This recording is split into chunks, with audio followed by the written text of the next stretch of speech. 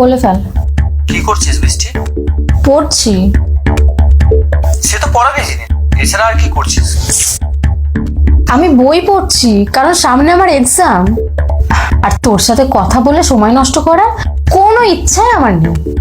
আর হ্যাঁ, তুই না আমাকে বলেছিলিস যে তুই কোনোদিন আমাকে আর ফোন করবি না?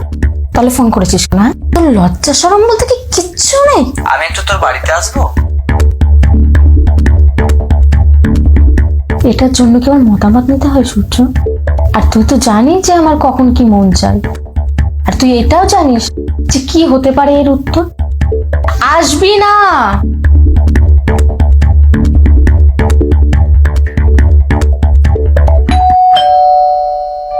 এখন আবার কে আসলো?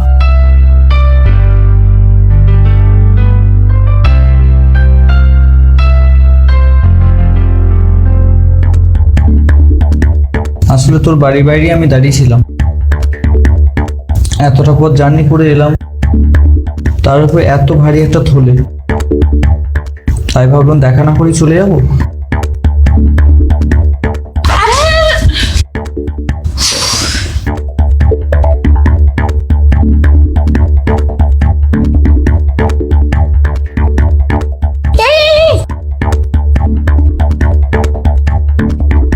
কি হলো? নোংরা কোথাকার! তুই তুই পা না ধুয়ে আমার বিছানায় পা উঠিয়েছিস কেন? হ্যাঁ, আরে এখানে আমি ঘুমাই, আর তুই সারা রাস্তাঘাট থেকে ঘুরে ঘুরে আমার বিছানায় পা না ধুয়ে পা উঠিয়েছিস। রাতে যদি আমি ভূতের স্বপ্ন দেখি না, আর সকালে উঠে কিন্তু তোর গলা টিপে দেবো। আর তাছাড়া এই বিছানায় আমি পড়ি, এটা আমার বিদ্যা গ্রহণ করার জায়গা।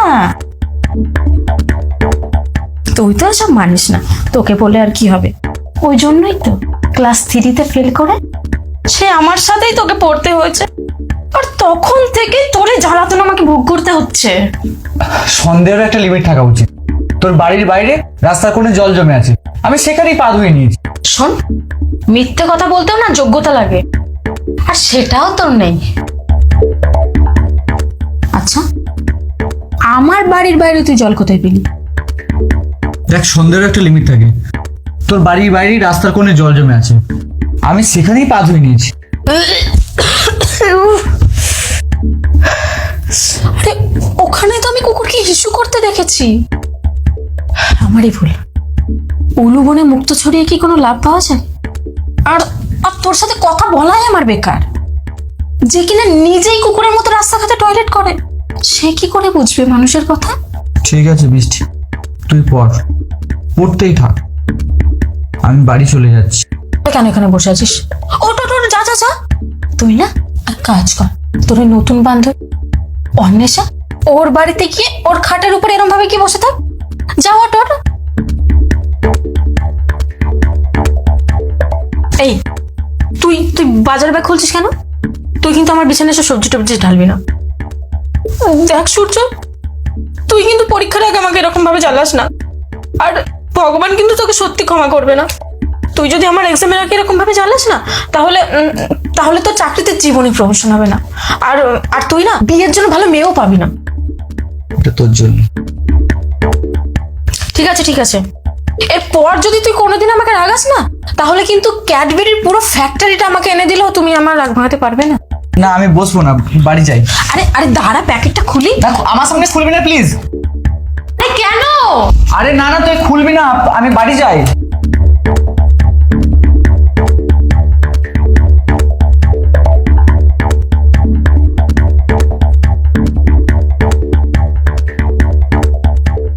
পাগল কোথাকার।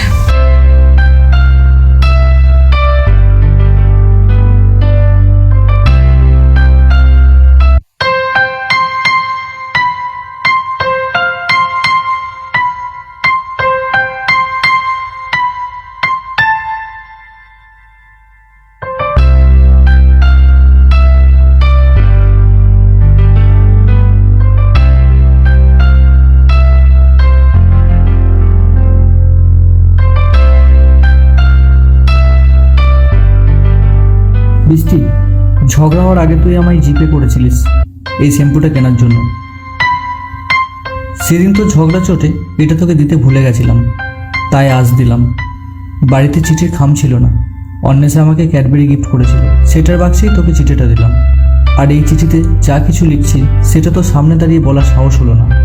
তোর সাথে যে ছেলে প্রেম করবে সে অভাগা, তোকে যে বিয়ে করবে সে অভাগাদের টিম লিডার। তার কপাল উনুনে বসানো হাড়ির থেকেও বেশি পোড়া। তোর অত্যাচারে তার জীবন একেবারে তছনছ হয়ে যাবে। শান্তি কি জিনিস তা সে চিরদিনের জন্য ভুলে যাবে। আমি চাই না কোনো ছেলে এই কষ্ট পাক। আমার কপাল এমনি ছোটবেলা থেকে পোড়া, পোড়া কপাল তুই আর কি পোড়াবি। তাই ভাবছি তুই যদি আমার সাথে বাকি জীবনটা কাটাস, অন্য একটা ছেলে তোর চরম নির্যাতন থেকে বেঁচে যাবে। বৃষ্টি, আমি তোকে ভালোবাসি, আমি সুখ চাই না, তোকে বিয়ে করে আমার কপাল পোড়াতে চাই। I love you.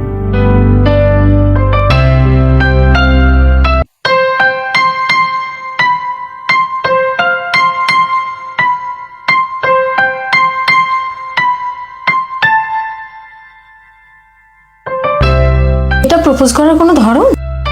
শোন, তোকে বিয়ে করার থেকে না রাস্তার একটা মাতালকে বিয়ে করা অনেক ভালো। কিন্তু কি আর করবো বল, তুই তো আবার আমাকে খুব ভালোবেসে ফেলেছিস। I love you two.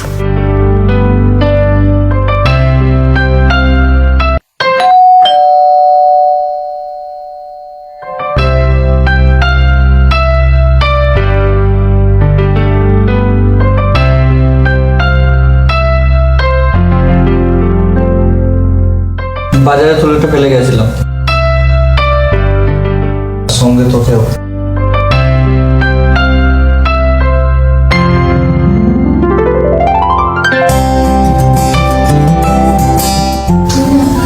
সময় দিয়ে দিন, একই কথাটা বলতে এত দেরি করলি, আর তারপর আমার এক্সামের আগেই